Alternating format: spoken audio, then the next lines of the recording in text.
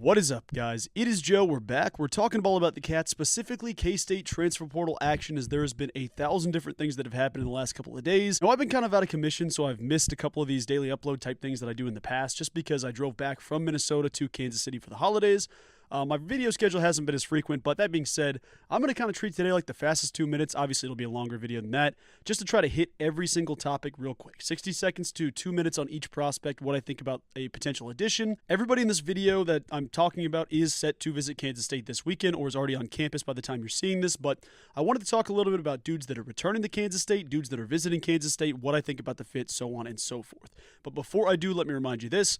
Guys, be sure and hit that subscribe button. It does help out immensely as we continue to grow this channel each and every day. It's the best way to support the channel. It's the best way to support me, and I appreciate each and every one who does. But let me jump in here. I'm going to start with kind of a couple of overarching topics. The first one I want to talk about, you got Keagan Johnson out the door. And I say that like, I'm not saying we got Keagan Johnson out the door like we wanted him to leave. That's not what I'm saying.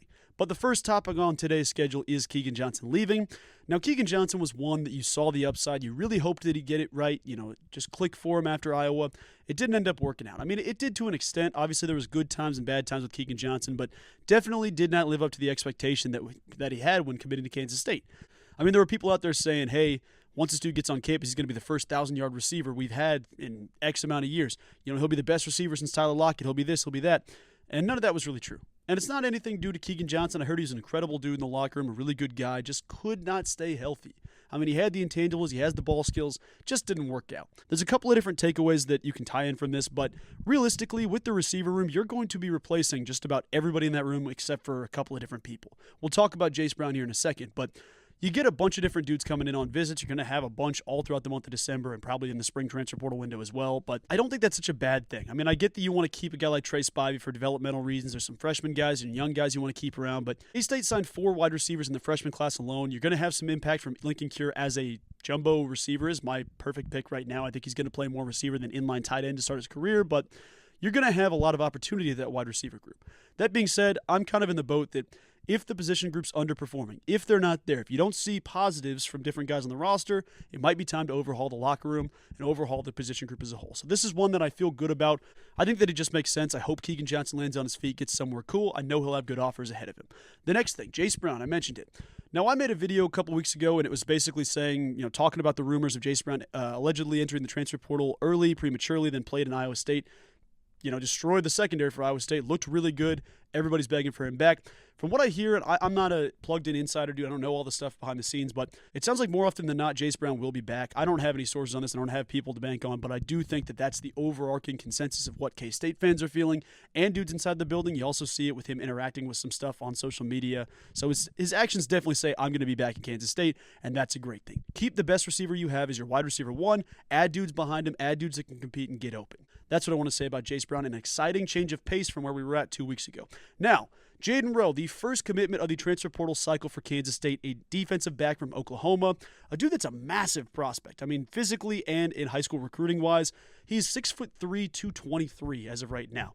Some people have theorized that he could play more of a safety position. I mean, OU tried to play him as a linebacker for a little bit. The dude can really do anything because he's a superstar athlete. He just hasn't quite clicked yet. Not saying from a ball skills perspective or from an athletic perspective, it's just a health perspective. He hasn't quite stayed healthy yet and hasn't had a ton of opportunity at Oklahoma. Hits the portal, comes to Kansas State, a very swift and quiet recruitment. This is one that I'm really excited about because I, like many of you, I understand that he could play as a cornerback. He could be a big body corner, a Julius Brents type guy. He may want to do that. The coaching staff may want that. But he is a superstar, phenomenal athlete. At 220, the dude runs a 10-3 100-meter dash. The guy is a track guy, explosive speed, does everything from an athletic standpoint you physically want a player to do. Him alongside VJ Payne, who's a superstar athlete in his own right, imagine that duo of coming down and hitting people. Using your athleticism, there is not a spot on the field that you could outrun somebody at. That's the beauty of this tandem. If he does jump to that jack safety position, if he does jump, you know, whatever you want to say, he could fill a lot of issues on this K-State defense, and I trust Joe Klanderman to get that thing right. Nailed the recruitment. Excited to see what Jaden Rowe offers for this team. A little bit more on that. He's got a ton of upside. He's got a huge high school starting point. Like I said, OU doesn't recruit scrubs by any means. He's the 205th ranked player nationally coming out of high school, the 27th ranked corner in his class, and the 5th ranked player in the state of Oklahoma as a consensus 4-star across just about every major recruiting service. Once again, I see him more as a jack safety in the middle of the field, but only time will tell on that front. Now we're on to the visits, folks. We got visits galore. Hezekiah Masses, all-name team, awesome name here from FIU, a defensive back who's got some proven production, which hasn't really been the case for a lot of the dudes we've looked at in the portal. K-State's kind of flipped things on their end this year and said, you know what, we're prioritizing talent. We will develop the player. Let's get the talent. That's not necessarily been the case in the past. Let's get, high productive guys from the FCS level, high productive guys from, group of 5 teams that come into Kansas State, step up, and continue that stuff. At some point, you don't have the top-end talent, but you do have top-end production. K-State's doing a little bit of both this year, and I like to see that. They're taking some gambles, they're taking some shots, and you like to see what's there. So Hezekiah Masses, an FIU DB with some production. He's kind of the outlier of this group as a dude that's proven himself as a college athlete. 105 tackles in his 3 seasons with FIU, 12 pass breakups, a forced fumble, and 2 interceptions. He's got decent size at 6'1", 170. Not the heaviest dude. I mean, he's pretty lean at $170, but obviously Coach True and the rest of the guys get that right. The biggest threat in his recruitment is Cal, and then he's also a top 100 player in the transfer portal, 97th overall and 14th ranked player at his position. So a massive recruitment win if you get the job done. He's on campus this weekend. Aziah Johnson also goes by Aziah Johnson, a receiver for the receiver heads out there. Michigan State, a freshman player who has shown upside. I'm not necessarily the craziest over the top about the receivers we've talked to yet, but I know there's some really good stuff in here. Aziah Johnson is 6'1", 175. On 24/7 Sports, he's listed at 6'2", so not really sure what's happening there. ESPN says 6 foot, 247 says 6'2". We'll see what the heck happens when he gets on campus. But last season with Michigan State, and their offense wasn't great. They have a stud quarterback that didn't really play like a stud. Kind of a weird juxtaposition, I guess. But 16 grabs for 276 yards and 2 scores. And you might think, well, that's not a ton as a freshman. He had 8 of those catches in the last 3 games of the season, so he's really coming on down the stretch. He's visiting between KU and K-State. So conveniently, it's a Sunflower Showdown battle in the recruitment of Aziah Johnson or Aziah Johnson. Jalen Moss from Fresno State, the favorite receiver for me, the guy that I was most excited about. It sounds like he canceled his visit to Kansas State. That sucks. It is what it is. Don't really have a reason as to why, whether it was his side or if it was the staff's side, but Jalen Moss no longer visiting Kansas State. Could something come together? I'm sure maybe they could figure it out. But as of right now, no Jalen Moss visit. That's off the ticket. Next player, another all-name team guy, Marquavius Moss, a defensive back from Western Georgia. A dude that's a taller guy, but not the heaviest for his position. He's 6'2", 185. Probably he's going to put some weight on with Coach True, get about to 197 if I had to take a guess. This offseason, Dodge City Community College alum, so he's got the Kansas ties, so there's something there. He's got some proven production as well at 36 tackles. This is the interesting stat here, and pay attention on this one. He plays safety. How about 4.5 sacks from the safety position? That's kind of crazy. In one season, 4.5 sacks at the safety position. 1 forced fumble, 2 pass breakups, and the biggest recruitment threat is Georgia Tech at the moment. These are all subject to change, but someone to watch for sure. As Joe Klanderman looks to fill 2 of those starting safety spots, you never know who's going to be depth. You never know who's looked at as a starter. I would say everybody across the board is viewed as, hey, who's going to show up once they're here? Get the right guys in, let them compete. Who will establish themselves as a starter? I don't think you target someone and say, you are the starter. In my mind, this guy's the depth piece. But what do I know? I'm not a coach.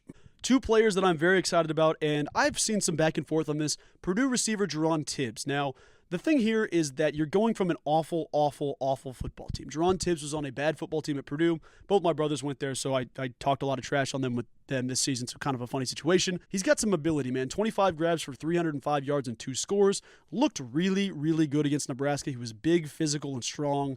Has good hands. He's got good athleticism. The thing that I love is the intangibles. The size is there. 6'3", 214. He's a guy that creates separation, gets open on routes. But you also have to understand it was Hudson Card throwing in the football behind a bad offensive line. Not a ton of time for developing stuff down the field, so some of his routes were few and far between. But when he got targeted, he went up and made a play on the ball. I look at this kind of like how baseball looks at certain trades, where it's like a good example would be you take a kid from the Chicago White Sox. Say you take someone from the White Sox. The Royals did this during the season. I don't know if you guys are baseball guys or not, but the Royals did this. You take a player from a bad team, you put him on a good team, see how much better they instantly flip that switch. If you're a good player on a bad team, but you get flipped to a playoff contender or a good team, things can change drastically. I like what Jaron Tibbs has to offer. The biggest recruitment battles right now, K-State, obviously, Wake Forest, Georgia Tech, and Rutgers. Somehow Georgia Tech's in on all the dudes we're in on, but regardless, that's a big one to follow. And then one of the players I'm most excited about that doesn't have a ton of proven production, but is there absolutely as an athlete, Gabe Powers, an Ohio State linebacker. Shout out to Will Howard one time for the K-State ties, but Ohio State fans were bummed out that this dude hit the portal. They had him penciled in as a starter next season. I wouldn't say that was the coaching staff, but a lot of the dudes on message boards were really bummed to see Gabe Powers leave because he showed some flash. He showed some good plays, some play recognitions. He looked good at times. Obviously didn't crack the rotation all the time, but 6'4", 240. And when I say that, don't think he's just a big Galumphing dude around. He played running back and linebacker in high school. This dude is an athlete. He's going sideline to sideline. He can move sideline to sideline really, really well. He's a quick, talented, high IQ guy that I think would benefit really, really well alongside in Austin Romaine and Desmond Purnell. Those three could be really good. His high school numbers are also a really great starting point, similar to some of the dudes we've talked about here. Coming out of high school, he was the 101st ranked player in the country, the 8th ranked player at his position, so 8th ranked linebacker, and the 5th ranked player in the state of Ohio. Coming out of high school, he had good high school numbers as well. The 101st ranked player in the country, the 8th ranked player at his position, so 8th ranked linebacker, and the 5th ranked player in the state of Ohio as a consensus 4-star prospect. There's a good write-up on 24/7 Sports I'll read to you here in a second, but the biggest recruiting battles here, Kansas State, Wisconsin, and Minnesota. Those are the 3 teams to watch for Gabe Powers. And then looking at this, I want to read this down. This is from one of 24/7 Sports' evaluation guys coming out of high school. Taller linebacker with relatively streamlined build as he enters his junior season. Has room on his frame to continue filling out. This is a couple years ago, but still. Developed into a strong all-around football player over the course of his sophomore season. He works as an outside linebacker on defense and creates consistent disruption as a rusher and blitzer off the edge. His quickness and size results to sideline range as a run defender, shows play speed with the ability to track down plays from the backside. Though he still has room to get stronger, he shows good functional strength at the point of attack, taking on blocks as a tackler. Also plays wingback in the high school's wing T offense. Also, shout out to the wing T offense. That's really cool to see. I didn't actually know that. I knew he played back, but didn't know it was a wing T offense. But rips some long runs as a rusher while also catching some passes out of the backfield.